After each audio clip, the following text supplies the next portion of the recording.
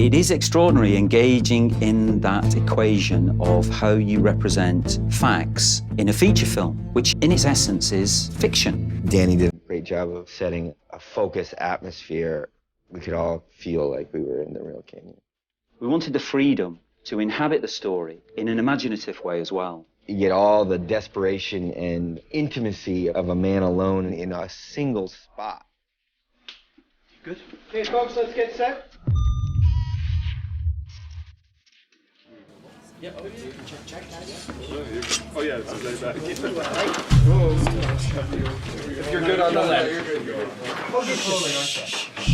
The film is very unusual. Before we even started the movie, Danny and I were talking about it, how the situation is almost like something from Beckett, where it's just a guy completely isolated and dealing with himself, but in very physical ways.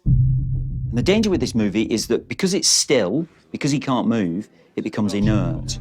And the way you can challenge that, we had this emotional journey that we thought it should take, but it also needed a physicality to keep you stimulated visually. All right, you ready? Let's do it. All right, well, we gotta load James in first. We have to screw his arm to the thing.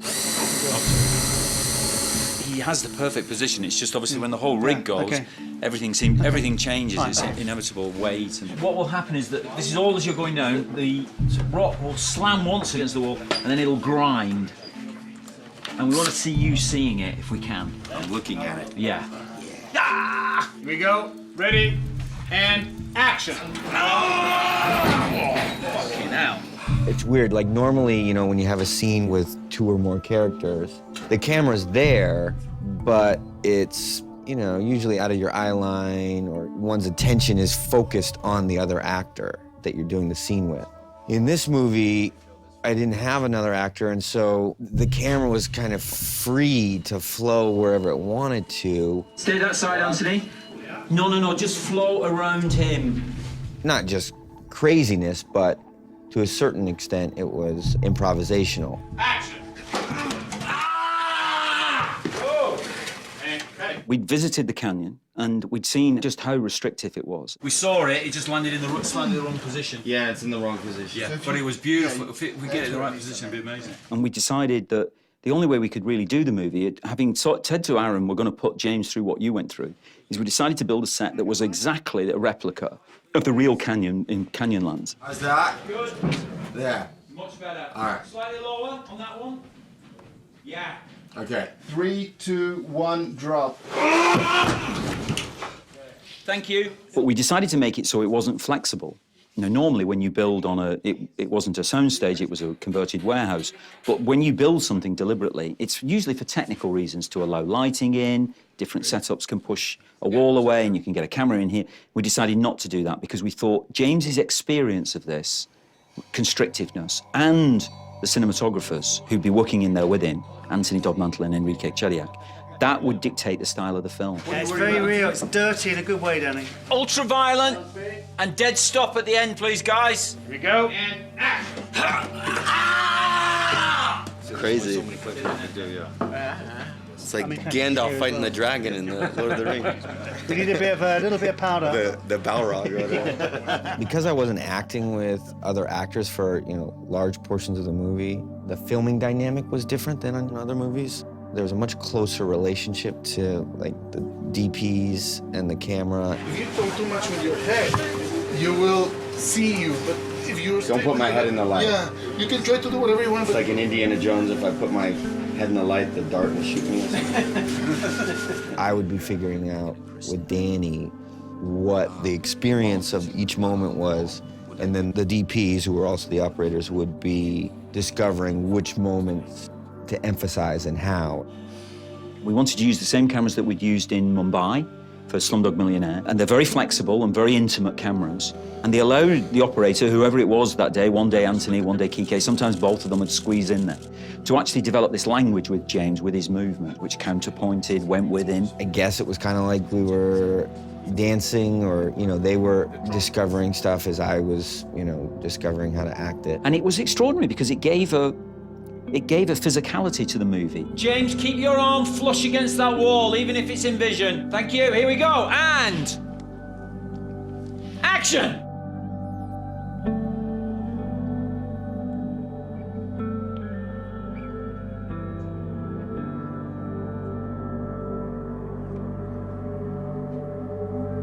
Megan!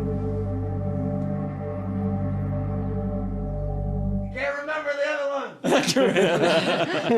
Do you think we should just creep? If he looks up, And start creeping. just creep, and then once he starts shouting, shouting, shouting, and shouting, yeah? So it's just, and I'll tell him that look up will be the prompt for just a creep. I do, I can see it in people's eyes sometimes. I do look a bit alarming sometimes, especially if I've shaved my hair off, which I tend to do at the beginning of films. It makes me look like I'm a convict on the run who's picked you as the person he's next going to attack or something. But I sort of get involved in the story and I sort of live it out myself, and I sort of feel that I should join the actor in living out. I shouldn't just sit back on a chair and, like, I don't like sitting down on the set. I mean, I know the actor can do it, and there's no rules of different people. It's just the way I work. But I like to feel that I'm living it with the actor, really. Quietly now. This is picture. Lock it up, folks. Nice and quiet. Danny, you want me to yell? On this one, yes, please, James. I guess I feel if I believe it, if I'm feeling it and I'm living it with him, then other people will when they watch it in the cinema, you know? And action! Christy! Megan! Christy! Megan, I'm in here! Christy! Christy! Christy! And cut! Brilliant! This very first take where he had to try and get out from the boulder. Aaron is newly trapped. He has this automatic response of desperate panic. He attempts to get out through brute strength. I said to James I wanted him to really try, knowing it wouldn't move. So before we did that scene, Danny said, I'm just gonna let you go for it, and you should just go crazy. Okay, and then at some point, it's just not working. Yeah. And then Force yourself onto it more. You can't stop. You can't just so it's not working. yeah, keep but trying. then Keep going. Rather than what you might do is say, oh, we'll take it easy just in case the lighting isn't quite right, we need to go again. Go for it. And he challenged back. but if I go to that point, your second take is not going to be the same. And I said, what I don't like is when, I do something like that, and then we have to do it like multiple times. Is this the shot where we're going to cover all this? Or do I have to think, oh, I'm going to do this all day? You're gonna do this for about an hour. I'll beat myself up. I don't mind about that. But what I mind is when I beat myself up, it not being captured and having to do it again. You know what I mean? No. Be good to just get it. Yeah. It's just physical stuff. I'll go. It's just about, are you going to go for it or not? I'll go for it if you tell me to. So can you be sure to capture it? He said, yeah. And that was like a key moment.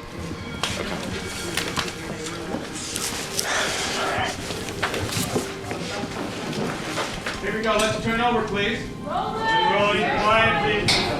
Hit it, Anthony. Hey, everybody settle, stand still, please. 3, 2, 1, action! It's strange how, you can kind of turn your pain threshold off and just go through it until they say cut. It's only unbearable if you have to do it like repeatedly. And Danny was very good about not making me go through anything physically harmful, too many times. I remember it was just extraordinary, this kind of 20-minute take, which felt like 5 minutes when we were watching it. And the material that they gathered between them, the cameraman and him for that, defined the rest of the film, really. James is not kind of acting, he is just trying to move this rock. And there's an incredible intensity and commitment about it. I suppose it is like method acting, really. I think we only stopped because the camera had to reload or something.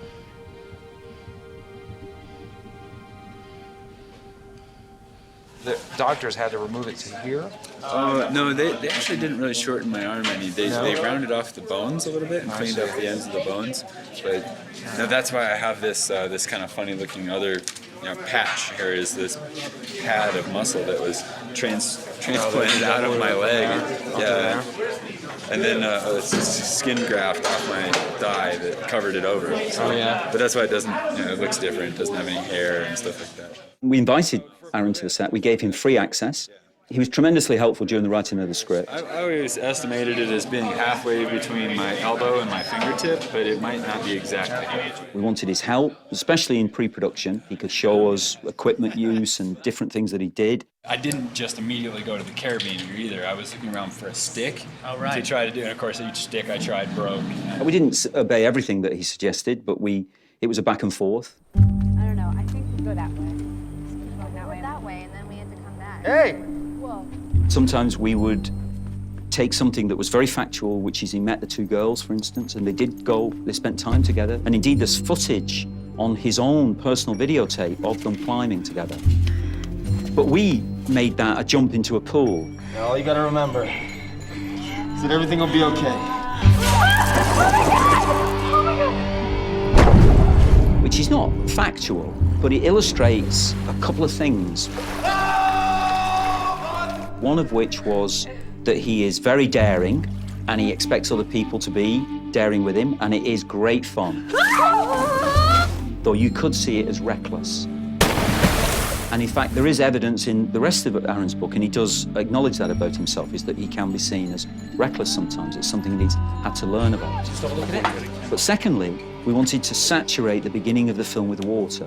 It's the importance of water in the narrative later. It becomes a god that he has just effortlessly accessed earlier, like we all do in all our lives. By the benefit of living in a civilized society, we have access to water for pleasure, for nourishment, for everything. Of course, when he's denied it, he will then have these memories of water, really, which plague him. He looks at the watch on his left wrist and he waits.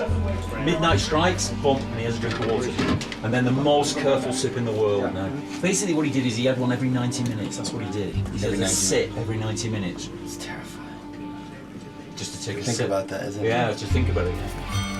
When he looks back on that material on his videotape, because instead of watching them dry climbing, he watches them all jumping into this pool and swimming. And it becomes sensual, almost erotic, really. And not just in a sexual way, in a company way. The sound of human voices again, the sound of giggling, laughing, fun. Tom, we're very worried about you. We're worried about your music, your musical choices. If you keep singing Fish are really rough. You're never gonna get a girlfriend. Never. And that is something that is clearly our imaginative leap that we made. Aaron's incredible, really, that he let us do those kind of things. And let's roll, please. Off camera speed.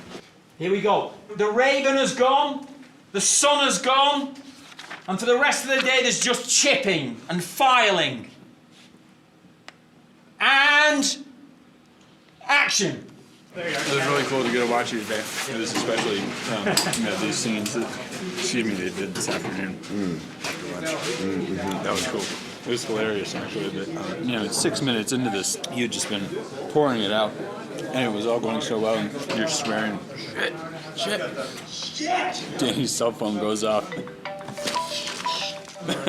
His? Yeah. And now it was his turn to go, shit. I heard that for a second. Yeah, it was really funny, but of course everybody else was so relieved that it wasn't ours. Hey, James, what chapter are you up to? There's no chapters in this. No chapters? There's four sections. got it. Okay. 4 sections. Almost done. Thank you. My number one rule is always bring a book wherever I go. So, God forbid, if I ever was out hiking and got my hand trapped under a boulder, No, it's okay. It's my job. I would have had a book there. And I had a book in the canyon, in our fake canyon, in our set, all the time. Very quiet, please. The way that the set was set up and how accurate and isolating it was very conducive to performing that role. We shot 6-day weeks, and because there were 2 equal crews, Danny was shooting 7 days a week. And I think part of the reason that he scheduled the movie that way is that he thought both I and probably everybody else were gonna go insane if we were in that set for too long. So he wanted to just get us through it as fast as possible. Hey, but you want to see my face? Yeah, but I want to sort of twist round, not to the sky, twist round like, That way. yeah, just so, yeah, keep going. More? You want Yeah. to fall like that? Ow. The way we had to shoot it is, I can if you want. we're on a stage, but I'm not seeing anyone. I mean, there were people in the crew that I didn't even see until, you know, the 4th or 5th week, because I spent most of my time in that canyon. Nice. Some of us never grow up.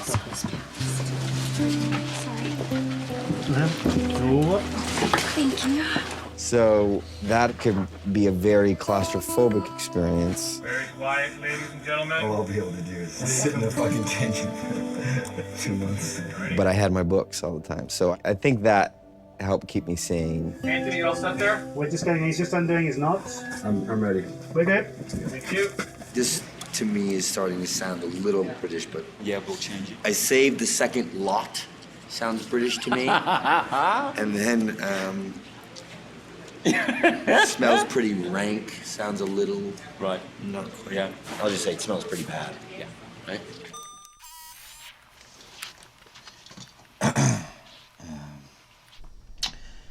It's 3:05 on Sunday, April 27th, 2003.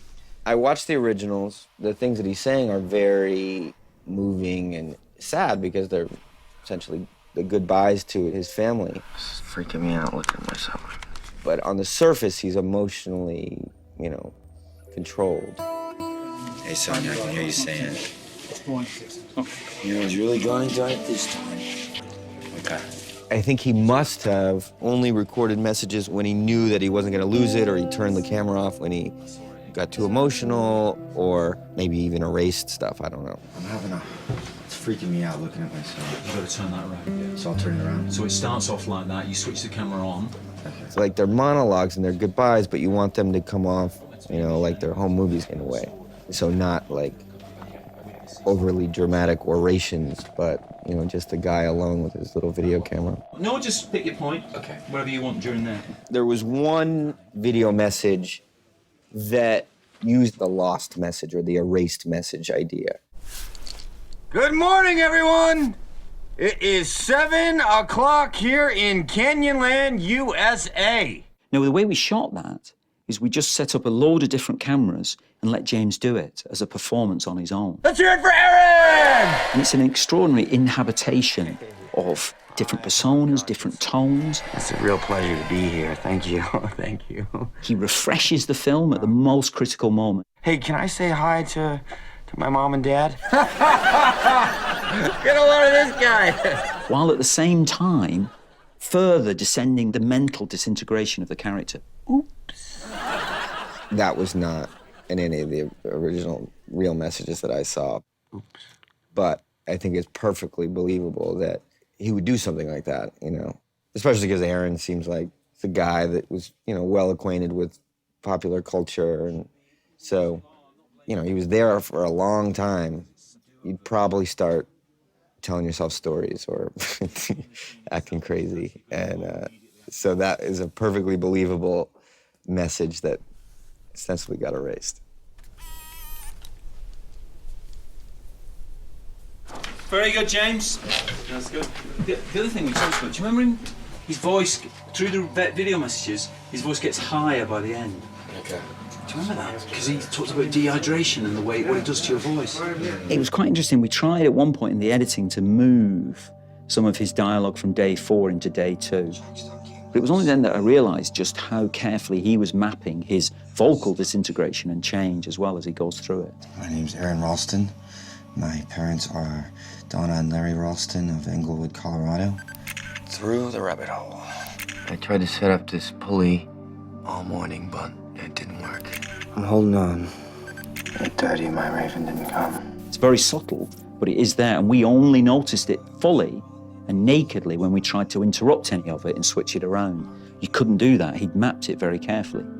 Yet he gives you the impression of being so relaxed. In fact, he's working like a ferret behind the scenes on the character, the journey, you know, his contribution to it. He was great like that, really good. It's interesting, isn't it? Those faults. I thought about it, but... Like when you switch back on again after that cut-off.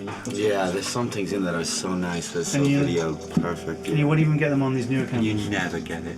You won't get them on the new ones, either. No, you wouldn't get it because they're too perfect. perfect. It's got a mechanical sound, this whistling noise, and which you can use all... Yeah. going to hurt this. There's no doubt. Okay. In order to make it look, we can't do this with a fake arm. We've got to do this with a real one. Yeah, so we'll just do it once, right? Actual physical pain probably aids performance in some ways. Oh, yeah, that hurts. Just like maybe being really drunk might give a certain authenticity to a drunk scene. Let's double check it before we go in, everybody. Everybody can do it on their own. I watched. Yeah. Exactly. Yeah. Good. Go on to, yeah. God, I swear, you look like you're going to cut through your arm. Well, that's what he has to look It's like. going to look like. If you need to do something very specific, performance-wise, it might not be the best thing to be actually drunk because you're not in control of yourself. In some scenes where you're being physically harmed, it's probably better that it's not real because you want to be in control of the moment more and not just giving a reaction because it might not be the reaction that's needed for that part of the film. I still have some bruises from it, and it's funny, I just went to a doctor for a physical for this other movie I'm gonna do, and he looked at my arm, he's like, "What's that?" He quickly saw that they weren't track marks, but they look like them from afar. Lesson, don't buy the cheap, made in China multi-tool. At the end of that crane shot you did, when you pull the cap, you were doing All right, all kids, that. move along. 77 up here. Let's find Yep, exactly what the shot is. Has a drink. Because I don't think it's on the frame. Puffy hand. I'm going to try the puffy hand. I've had to Your favourite. a couple of years now. I know you do. Puffy hand. Yes, puffy hand is on its way in. Well, I had this great idea about that, but it is in the book actually, that his hand swells, his left hand, because he works so hard with it, hammering at this rock to try and move it, change it, just do something, is that his hand swells. I think he says in the book it swells to twice its size. So the guys who did all our prosthetics, Tony Gardner at Altarian, he did this wonderful puffy hand. And I thought, oh, that'll be really interesting. It's good. It's kind of early stages Hulk. I can't believe they didn't offer you the Hulk. They've done it twice and then failed to offer it to you twice. But James really didn't like the puppy hand. If this was happening to me, I'd be like, no. Yeah. Well, it did happen. Obviously, it has happened to you after 5 minutes of smashing a rock against a rock. Now it's like hair. Yeah. My taste, it needs more time to be established. Yep. But you don't want to spend the time to establish it. I mean, the skin and everything looks amazing. I just think it's just too weird. Yeah. There's always a point as a director you think, shall I push it? Shall I push it through? Shall I make him do it? I decided not to on that occasion with that, because he was clearly very, very, very cooperative actor. He wasn't fussing about stuff. We were putting him through quite a lot. And the fact that his angle on it was like he didn't believe it, he couldn't kind of make it believable, I kind of stepped back a little bit and let the main actor dictate it more than you normally would on a film. Since this doesn't cover... What happened, I think partly as a result of it, is James became obsessed with using his left hand to compensate for the fact that he disappointed me by not being able to wear the puffy hands convincingly. He then started doing puffy hand acting constantly, and it's a lovely tick through the film that makes you realise, wow, that hand, how important it is. And it became something that he massaged his heart with later, and so he became incredibly expressive with the left hand, which is a very good thing. I didn't think I would go crazy, but I think I'm going a little crazy. Yeah, I hope you go a bit crazy. And then In these last 2 days, I was getting like a little irritable yesterday. Last night, I went home, I was tired last night. I thought, oh, I'm going back there tomorrow. But then I wake up in the morning, I'm fine. Come back in. It's cool. No, I don't mind coming. I look forward to coming to work, but when I get in there, I'm like, I just start losing it. Can you imagine if it smelt of urine as well? We should really do that. If we were being truly method, if we'd have it smelling of urine everywhere. That is so weird. You have 3 arms right now. Yeah. You're tripping me out. Here, wait, just hold that arm like that. Like, hold it in your left hand like you were just doing. Yeah? Yeah. Yeah. That's pretty crazy. although he could come whenever he wanted, I asked him to respect the fact that I wanted James to live through the experience for himself, not with one eye over his shoulder. I said to Aaron, you've got to give James the freedom to live through it. Because one of the weird things about cinema is that we know he's playing Aaron Ralston, we know it's an extraordinary story, it's a true story, all that kind of stuff. But you remember the actor and the actor going through it. It's weird, and it has an extraordinary climax in this film, of course, because you know, on some level, James is not cutting his own arm off. He's not going to be doing it, yet you believe it. Just getting ready for a day of crazy fun. Yeah, it looks like How it works is, here's the arm, the other arm, the autopsy arm. There's 2 wires here, there's 2 wires here. What you're gonna see of this is about that much. What we do is we have fish hooks, believe it or not, that kind of just move stuff a little tiny, subtle bit, so it looks like living muscle. So what's that stuff? It It's looks just like nerves. tuna. This is Yeah, but what do actually, you use to make it? it's silicone just like this, it's just tinted differently.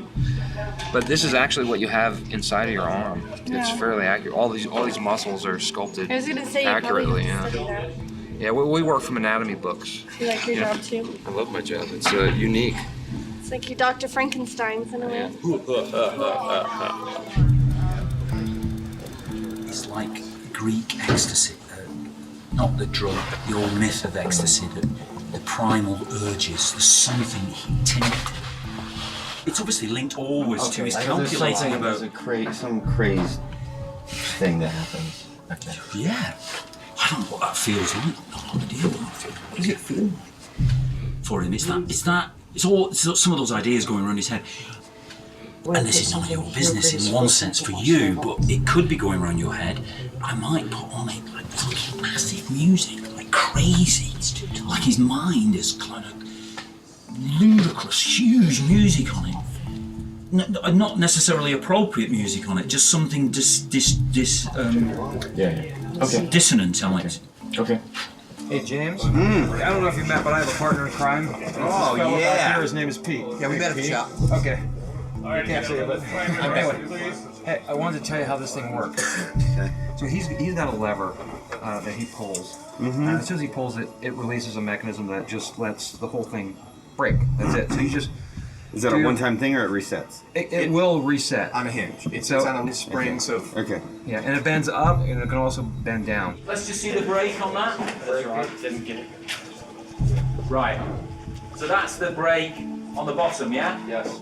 So don't break it until he's bent quite a bit, yeah? So there's tension in that skin. So he's pushing and pushing and pushing and pushing and pushing, and then you break it. Oh, yes! Fucking hell. That hurt. Okay, good, that's gonna work. And action. Break.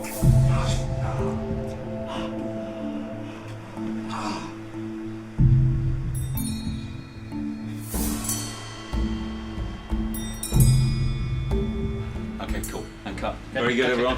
Want to see that back? At least it's not my real arm. I'm surprised Danny didn't want me to do it my real arm. Very good. It's just like, okay, I'll go cover there when I know. It's what people want to watch, but you just have to be. They say that, but I think they look away at that half the time. I think the trick is going to be. Come in here, Gina. Yeah, come on, Gina. Okay, I can get to that. If you can get at it. Yeah, is there something I can, somewhere I can go? A boost? You want me I just need to get to his arm, his right arm. To turn into like a splatter. Can I film, steady the box, You know what I maybe? mean? With all gore and guts. maybe I'll have to- You know what I mean? I think that's the trick. You're the key to it. Sound speed. Marker? Good slide. What's that? And action. There's always a danger with a scene like that it will become the be-all and end-all of the film. And we didn't want it to be like that, but we did want to portray it faithfully. We, could say what we like about it, but the guy who went through it wrote about it in such an extraordinary way that we decided to very faithfully follow what he says in the chapter in the book about it. That protected us from two instincts which can happen with a scene like that, which is that you can sensationalize it and push it into horror, into gore fest, which we didn't want to do. But you can also, and it's an equal danger, you can trivialize the moment by people saying to you, can't we make it shorter? Because you know, there's an adverse reaction from the public or whatever it is, or people find it very difficult to watch. I'm getting queasy. There's such a thing as performance endurance. Normally, you know, I can't even stand the sight of blood, but when you're performing, you get some sort of added strength to endure whatever's necessary. You almost go into a different state. Yeah, thanks. It's got a ways to go there, Pete. No, I'm okay.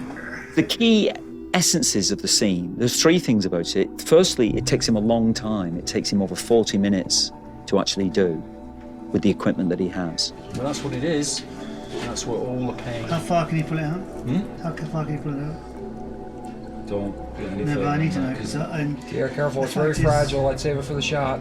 Secondly, there's a level of pain experienced and described astonishingly in the book that I think most men will never get near in their lives. And we needed to represent that as well.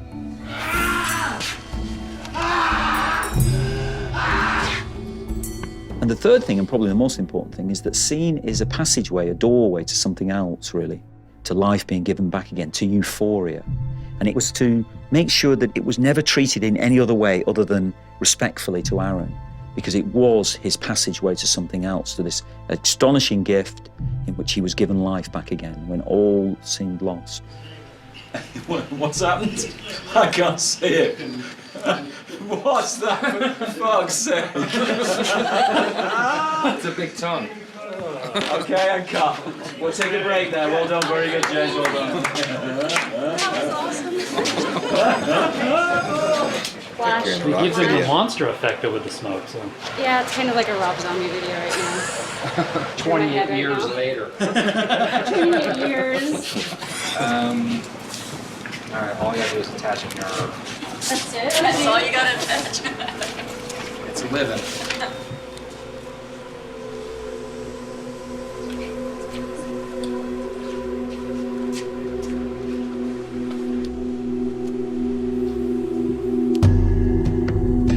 When we finally did move from the restrictions of the set, we would all become imprisoned in this set, really. It was extraordinary to go to the real location. Not only that, it was also that suddenly all the other characters that were in the film were suddenly introduced.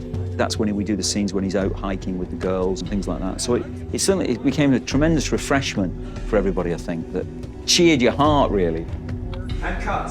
Very nice. One more, please. Straight away, be set. Enrique was up in that slot there for the whole morning.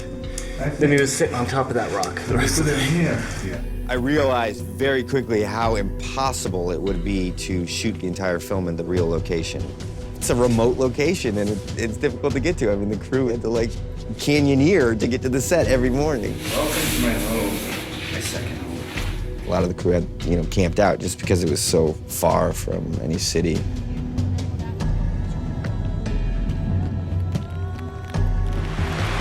The saga continues. Whoa! And cut! Very good, James! The one thing that the real location did is it gave me a perspective of how unlikely the chances were that anyone would ever come across him there. If he hadn't cut his arm off, he was, you know, he would have died because nobody would have found him. When we filmed in the real canyon, Aaron visited on the 7th anniversary of his entrapment and release. Yeah, the boulder moved and I was here, so. Wow. Must have been very peculiar for him. We saw James Franco going around dressed in his gear, and what that is like, I've no idea how you balance out that hall of mirrors. Extraordinary kind of thing about movies, I suppose.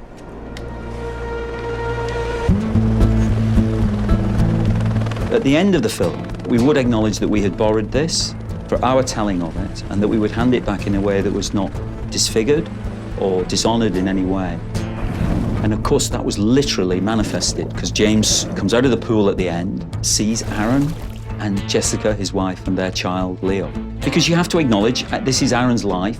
He has extraordinary things still to go through with it, not least introducing his son to his story at some point when his son's ready. Whereas for us, we'll all move on. You know, in a year's time, we'll probably be doing something else. And, you know, so you have to respect the origin of it extraordinarily. You can't let it crucify you dramatically. You have to have a freedom, but ultimately you have to respect it.